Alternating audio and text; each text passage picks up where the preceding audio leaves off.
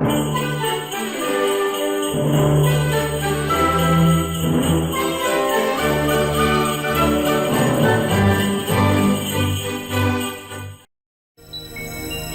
journal vous est offert par DACO SARL, société d'expertise comptable et de fiscalité.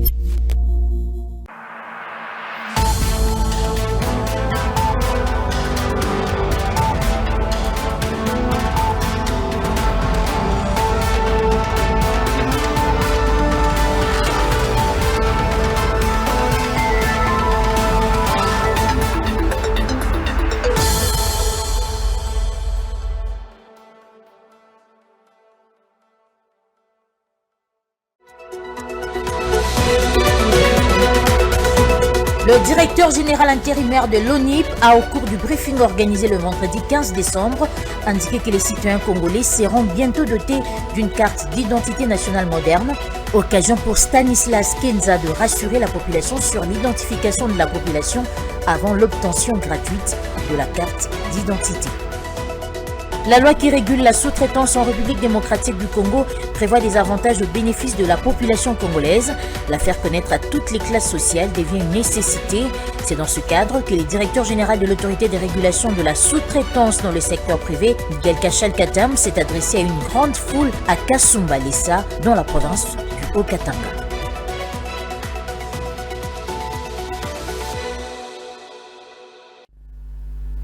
Merci de nous avoir choisis pour vous informer, mesdames et messieurs, et bienvenue à tous. Les citoyens congolais seront bientôt dotés d'une carte d'identité nationale moderne. L'annonce a été faite le vendredi 15 décembre lors d'une conférence de presse organisée par le ministère de la Communication et des Médias. Occasion pour le directeur général de l'Office national d'identification de la population, Stanislas Kenza, de rassurer sur l'identification de la population avant l'obtention gratuite de la carte d'identité. Les détails dans cet élément de Osé Kabamba et Diomanana. Revenons sur les missions principales de l'ONIP. Le directeur général intérimaire de cet office a rappelé l'historique de l'identification de la population congolaise avant de rebondir sur les différentes étapes des opérations d'identification de la population qui sera lancée sous peu. Je sais vous donner les missions dévolues à l'office d'identification qui sont l'identification systématique et effective de la population, la constitution des fichiers et l'entretien de ces fichiers-là, la population, et enfin, la délivrance de la carte d'identité. La dernière carte date de 1984. S'agissant de l'identification, c'est tout le monde qui sera identifié, madame, du nouveau-né jusqu'au dernier, jusqu'à celui qui doit mourir. Comment on va se présenter?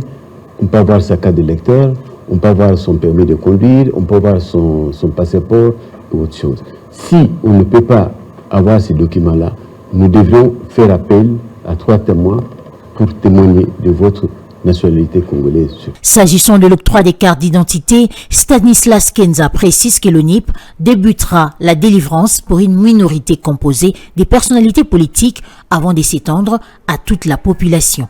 À partir de demain, la minorité composée de certaines personnalités politiques, des artistes et autres, vont se présenter dans un des locaux du ministère de l'Intérieur demain pour être identifié et en même temps pour recevoir sa carte plus tard. Conçue à base du polycarbonate, la nouvelle carte d'identité contient entre autres un portrait en couleur et une puce sans contact permettant l'authentification du porteur.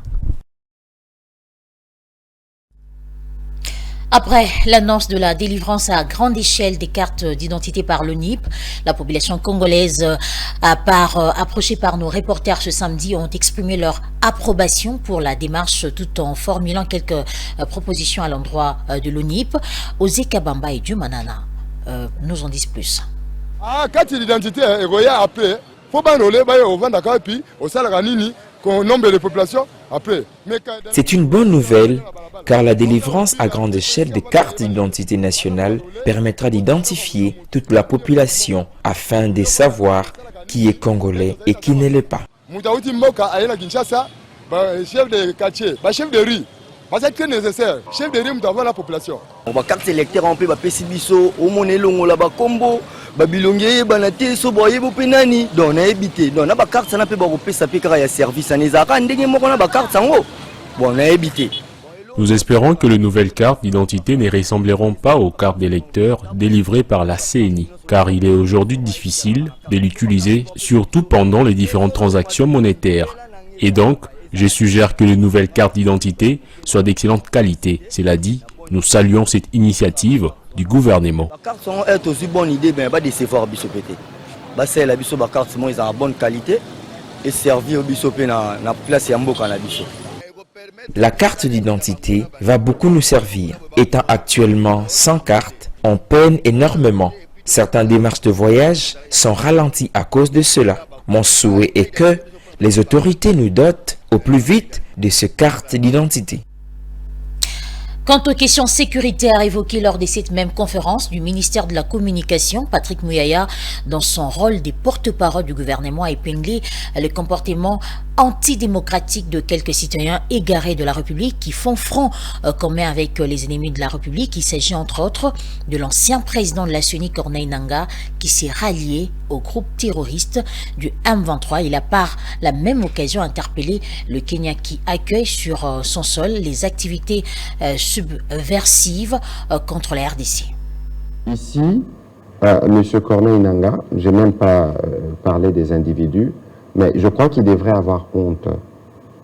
Honte parce que lui, il a été à la tête de la Commission électorale nationale indépendante.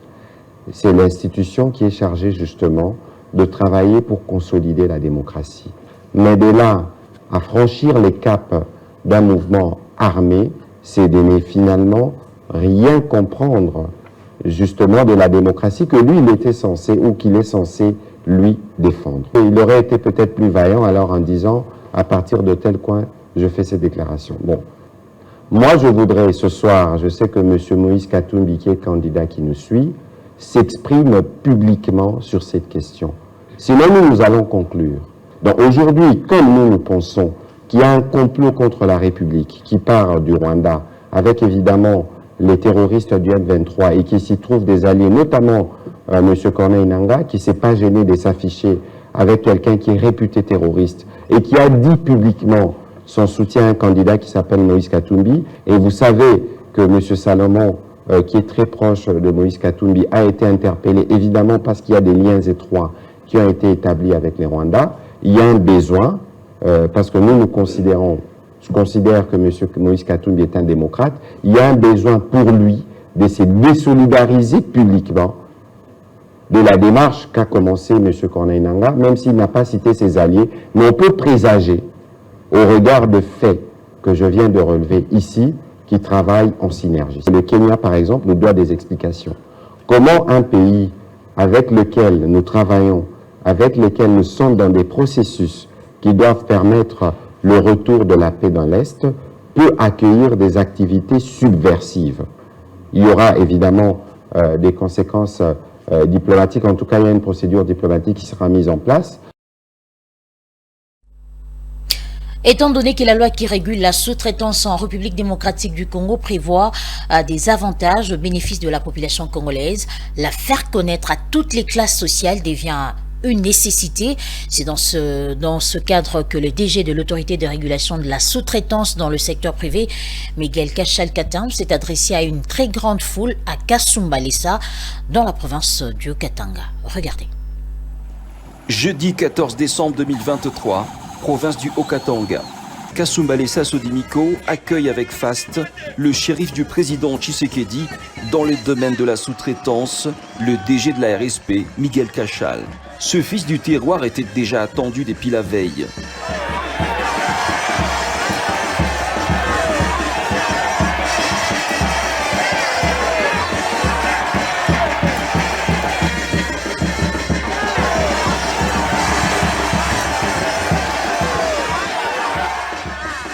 Connu depuis un temps pour son engagement sans faille dans la défense acharnée des intérêts des sous-traitants à travers le pays, Miguel Kachal prend le temps d'expliquer à toutes les couches de la population l'importance de la loi sur la sous-traitance afin d'éveiller la conscience des uns et des autres. ni grâce à Félix Antoine Tshisekedi Tshilombo, président de la République, que leo entrepreneuria inaanza kushimama mu Kongo. Tunapenda ile entrepreneuria ishimame nayo umu mu Sodimiko. Haina vile.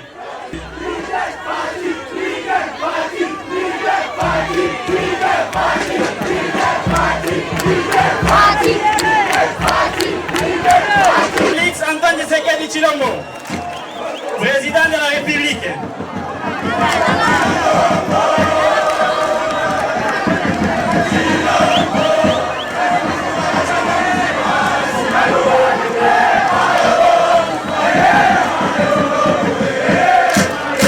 Militer pour faire accéder les entrepreneurs congolais à la chaîne de valeur des matières premières de la RDC demeure aujourd'hui une détermination du président Félix Tshisekedi afin d'améliorer les conditions de vie de sa population. L'honorable Miguel Cachal accompagne parfaitement bien cette vision.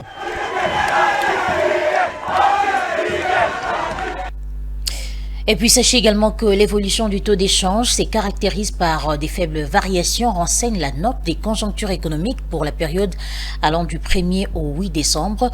En outre, ce document de la Banque centrale du Congo recommande entre autres l'application stricte des mesures de stabilisation prises entre le gouvernement et la Banque centrale. Les détails dans ce commentaire. La monnaie nationale s'est légèrement dépréciée de 0,40% à l'indicatif, établissant le cours à 2626,89 francs congolais contre $1 américain à la période allant du 1er au 8 décembre. Tandis qu'en parallèle, le franc congolais s'est apprécié de 0,66% en rythme hebdomadaire, situant le cours à 2665,84 francs congolais contre $1 américain. S'agissant de l'inflation, ces documents renseignent qu'elle a ralenti pour la deuxième semaine consécutive. Ceci atteste la décélération du rythme des formations de prix intérieurs. Concrètement, à la période sous revue, l'inflation est ressortie à 0,33% contre 0,41% la semaine précédente. Une légère fluctuation qui ramène en cumul et en glissement annuel les taux d'inflation respectivement à 22,13% et 23,29%. C'est là en dépassement de la prévision annuelle établie à 20,8%. Il convient de souligner par ailleurs que le poste produits alimentaires et boissons non alcoolisées a contribué à la hauteur des 0,2 points à l'indice global. Cependant, le document de la Banque d'émission a présenté les facteurs de risque endogènes et exogènes qui pèsent sur l'environnement économique du pays. Au plan externe, les durcissements monétaires par les grandes banques centrales du monde, la fragmentation géoéconomique et les tensions géopolitiques, notamment dans le Proche-Orient, représentent ces quelques facteurs de risque. À l'échelle nationale par contre, il va sans dire de mentionner la situation sécuritaire instable prévalant dans la partie orientale du pays, mais également le relâchement éventuel dans la mise en œuvre de mesures de stabilisation prises pour atténuer les pressions sur le marché des changes et des biens et services. D'où la nécessité selon la BCC d'appliquer les mesures de stabilisation prises entre le gouvernement et la Banque centrale, de poursuivre la mise en œuvre de mesures et engagements convenus dans le programme économique du gouvernement appuyé par la facilité d'élargir des crédits.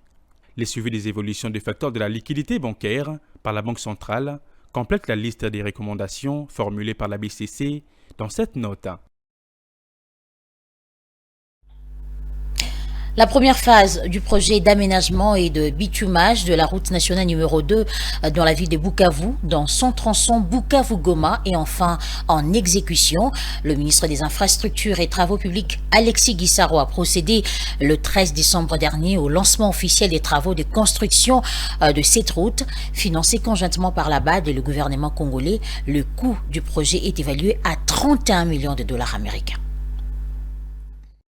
Il sera question d'aménager et de bitumer, d'une part, des voiries structurantes de la ville de Bukavu, dont les avenues Kacha, Ntwali, Sayo, Nyofu, Plateau, Hippodrome, Kibonge et Tanganyika. Ces mêmes travaux seront exécutés, d'autre part, sur le bretelle de la route nationale numéro 2 sur 17,1 km. Il s'agit de la bretelle sur la route nationale numéro 2, menant au centre de recherche de l'ITA, de Kalombo, la bretelle qui connecte la route nationale numéro 2 à l'Université catholique de Bukavu, l'entrée du parc national de Kaouzi-Biega, l'entrée du site Inera, Mulungu, l'entrée du centre de recherche en sciences naturelles de Luiru et l'accès à l'hôpital général de Katana. Satisfaction pour le ministre d'État aux ITP de voir la matérialisation de ces projets qui va également couvrir les infrastructures connexes situées dans la zone d'influence du projet. Financé par la Banque africaine de développement et le gouvernement congolais, ces travaux seront exécutés par le groupement d'entreprises Sinohydro Corporation Ltd et Sinohydro Bureau 4 pour le lot 1 qui couvre la voirie structurante de Bukavu. Profitant de l'occasion, le ministre d'État des ITP, Alexis Guizarro, a invité l'entreprise adjudicatrice au respect du délai imparti. Le coût du dit projet est évalué près de 31 millions de dollars américains sur une durée d'exécution des travaux de 24 mois. Les participants aux journées de sensibilisation dénommées Business Day, organisées par le Centre évangélique de la résurrection plutôt du 13 au 14 décembre dernier, ont apprécié cette initiative qui vise à booster l'esprit entrepreneurial chez les jeunes. On les écoute dans ce propos recueilli par Étienne Lissoumou et Joe Manana. Aujourd'hui, ce que nous avons fait, c'était partager un tout petit peu 2-3 astuces qui permettraient à n'importe quel entrepreneur d'être beaucoup plus efficace et beaucoup plus performant en termes de vente. Donc c'est globalement ce qu'on a essayé de développer comme approche aujourd'hui. Et ça, évidemment, toujours en contexte congolais, parce que nous pensons que les grandes théories ne s'appliquent pas toujours dans tous les contextes socio-économiques. Et nous restons dans un contexte qui est le nôtre. Et ça nous permet vraiment d'être beaucoup pratique et réaliste dans ce qu'on est en train de dire. Nous passons des merveilleux moments autour de ce concept Business Day et nous apprenons beaucoup. Je retiens en fait que nous n'avons pas forcément besoin de toujours commencer à une hauteur, disons à ce que nous envisageons. Il est possible de commencer petit, mais de finir grand. Le plus important, c'est la valeur que nous savons accorder à des choses. Cette conférence tombe à point nommé, dans le sens où ça vient déjà nous préparer, renforcer nos capacités à titre informationnel, qu'on puisse être informés, préparés sur tout le plan pour pouvoir s'élancer. Au-delà des principes particuliers que nous, chrétiens, nous pouvons ajouter, il y a des principes universels que tout entrepreneur doit avoir, notamment la confiance en soi, la créativité, la persévérance, l'essence de leadership, l'intégrité, la munitie.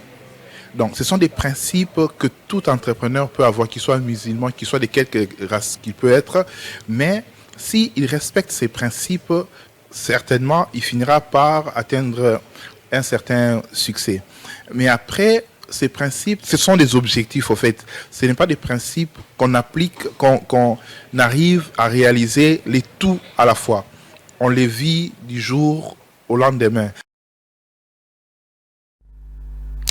Le marché des pièces automobiles de réemploi poursuit son expansion en République démocratique du Congo, particulièrement dans la ville de Kinshasa. Si d'un côté, les agents du secteur se réjouissent de la marge bénéficiaire dont ils en tirent, de l'autre côté, les clients soulignent les coûts abordables de ces pièces. Ozé Kabamba et Joe Manana étaient ce samedi 16 décembre à leur rencontre. À Kinshasa, le marché des pièces de rechange automobile poursuit son expansion. Les éléments de seconde main dans l'industrie de l'automobile ont constitué un véritable business où les agents du secteur en tirent amplement profit en raison de la marge bénéficiaire. Ces pièces sont achetées à vil prix et revendues selon un tarif convenable aux automobiles. Les pièces que nous achetons proviennent principalement de l'Europe et de certains pays d'Asie comme le Japon, la Malaisie et le Singapour. À travers cette activité, nous tirons beaucoup de bénéfices. Pour les usagers, ces pièces sont authentiques et revêtent plusieurs avantages. Côté bénéfique, le moteur d'occasion, le moteur déjà utilisé, le côté bénéfique est que les pièces d'occasion ont l'avantage de provenir directement du fabricant. Elles sont authentiques et durables, car il s'agit de pièces qui proviennent de véhicules déjà utilisés. Non, les coûts n'influencent pas par rapport à un moteur neuf. Néanmoins, l'utilisation de pièces n'est pas sans risque, car certaines d'entre elles ont des origines peu recommandables et d'autres ne sont plus valables pour l'usage, à en croire ce mécanicien. Généralement, je ne conseille pas à mes clients d'acheter toujours les pièces d'occasion. Cela non sans raison, car ces pièces ne sont plus quelquefois convenables pour usage. C'est pourquoi je leur demande d'acheter de pièces neuves vendues dans des grands magasins. Selon une étude européenne sérieuse, les marchés des pièces de réemploi des véhicules permettraient de réduire la consommation d'énergie de 45% par rapport à la fabrication des pièces neuves. La fabrication artisanale des bijoux à Kinshasa est une activité qui fait face à des multiples défis et principalement le manque d'outils convenables et adéquats. C'est donc la grande difficulté à laquelle se heurtent les artisans quinois. Dans ce reportage de Divine Mwenze et Sili Chamala, un des acteurs de ces secteurs s'est largement exprimé sur la question en revenant sur les modalités d'exercice de ces métiers. Bien qu'on passe des outils convenables pour mieux exercer son activité, cet artisan brave l'impasse. Avec les maigres moyens de bord, il tente tant soit peu de répondre aux attentes de sa clientèle en leur proposant multiples services. Vente, réparation et fabrication des bijoux, c'est son fort. Lui, comme tous les autres agents du secteur, font en outre malheureusement face au coût excessif des matériels d'usage. C'est le véritable défi auquel se heurte la fabrication locale des bijoux en RDC, un secteur d'activité qui se trouve encore dans son stade embryonnaire. Artiste bijoutier, la fabrication de bijoux en or et en argent. Je suis un fabricant artisanal de bijoux en or et en argent. Bien que notre pays soit riche en différents minerais, nous achetons toujours les bijoux qui viennent d'ailleurs. Nous, les fabricants artisanaux, éprouvons beaucoup de difficultés car nous manquons les outils adéquats pour réaliser notre travail. Raison pour laquelle je demande aux autorités de soutenir notre secteur d'activité. Et autant dans le monde entier, ils ont au moins Made in RDC. Malgré ses richesses incommensurables en minerais, la République démocratique du Congo n'a pas encore implanté une véritable industrie dans la fabrication des bijoux. Les autorités sont ainsi appelées à s'y pencher. Ce journal est terminé, mais avant de nous quitter, je vous rappelle les principaux titres. Le directeur général intérimaire de l'ONIP a, au cours du briefing organisé le vendredi 15 décembre, indiqué que les citoyens congolais seront bientôt dotés d'une carte d'identité nationale moderne, occasion pour Stanislas Kenza de rassurer la population sur l'identification de la population avant l'obtention gratuite de la carte d'identité. La loi qui régule la sous-traitance en République démocratique du Congo prévoit des avantages au bénéfice de la population congolaise. La faire connaître à toutes les classes sociales devient une nécessité. C'est dans ce cadre que le directeur général de l'autorité de régulation de la sous-traitance dans le secteur privé, Miguel Kachal-Katam, s'est adressé à une grande foule à Kasumbalesa, dans la province du Haut-Katanga.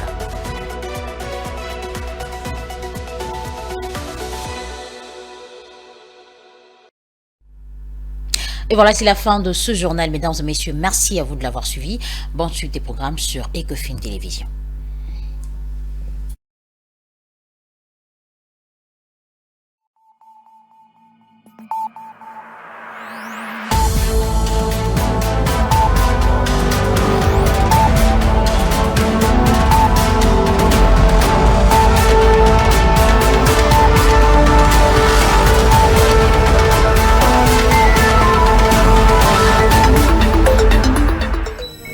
Ce journal vous a été offert par DACO SARL, société d'expertise comptable et de fiscalité. Dans une sphère médiatique, essentiellement tournée vers des contenus généralistes, où l'originalité n'a plus sa place au chapitre, où le secteur de l'économie et finance, pourtant poumon d'un État, sombre dans les oubliettes, voici enfin Ecofin Télévision. Économie et finance télévision, votre chaîne thématique essentiellement économique, vous offre un contenu original.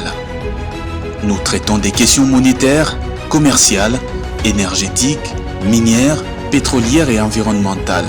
Notre créneau, vous proposer des informations, des analyses, des perspectives et prévisions économiques. Ecofin Télévision vous permet également de comprendre la coopération entre les États et les institutions, sans oublier l'épineuse question de la dette. Ecofin Télévision, tout savoir sur les investissements, les échanges commerciaux, la balance commerciale et la balance des paiements, le taux d'échange, l'état des lieux de la lutte contre les détournements des finances publiques, la coopération bilatérale ou multilatérale. Ecofin Télévision vous explique comment l'économie nationale est directement liée à l'économie mondiale. Notre particularité fait notre originalité. C'est pourquoi nous disons Ecofin Télévision, mieux que savoir sur l'économie et finances, comprendre.